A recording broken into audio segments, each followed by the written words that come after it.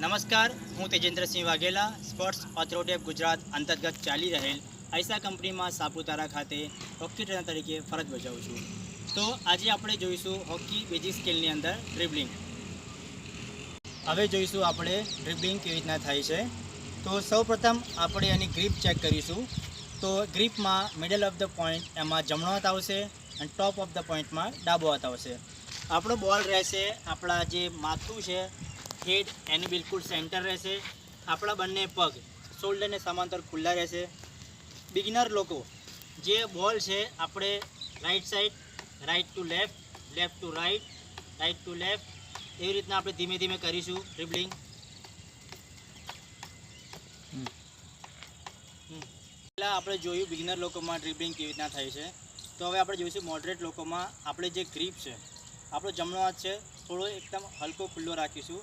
Tight grip રાખીશું આપણા ડાબા હાથથી. પહેલાં આપણે જોયું તો ડ્રિબલિંગ 1 બાય 1 આપણે કરતા હતા. હવે થોડું ધીમે ધીમે આપણી ગ્રીપમાં પ્રમાણે આપણે આ રીતે જોઈ શકો છો. આપણે આ રીતના ડ્રિબલિંગ કરીશું.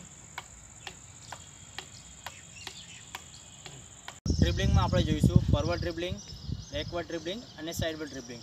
તો ફોરવર્ડ ડ્રિબલિંગમાં આપણો જે બોલ છે આપણા માથાને બિલકુલ નીચે રહેશે. આપણી જે પોઝિશન છે થોડા આપણે કમરથી ડાઉન રહીશું, જેથી આપણો બોલ ઇઝીલી આપણા કંટ્રોલમાં રહી શકે છે.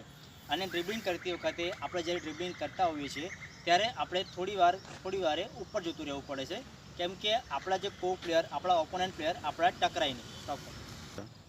તો આપણે જોઈશું ડ્રિબલિંગ કરતી વખત થોડી વાર આપણે ઉપર જોતા રહીશું, જેથી આપણો બોલ કંટ્રોલમાં પણ રહે. આપણે કો પ્લેયરને, આપણા ઓપોનન્ટ પ્લેયરને આપણે ચેક કરતા રહીશું.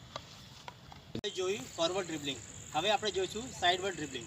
સાઇડવર્ડ ડ્રિબલિંગમાં આપણો જે પગ છે આપણે કોઈ એક સાઈડ રહીશું તો આમના બહારનો પગ આપણે થોડું બહાર લેતા જઈશું ધીમે ધીમે. તો જોઈશું આપણે ડ્રિબલિંગ, સાઇડવર્ડ ડ્રિબલિંગ.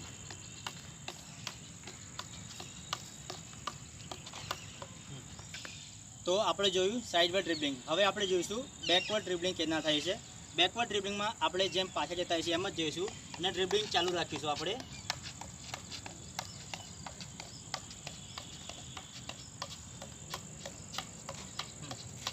તો મિત્રો આપણે જોયું ડ્રિબલિંગ કેવી રીતના થાય છે. આપણે એના ડેમો થ્રુ જોયું, એના પ્રકારો જોયા.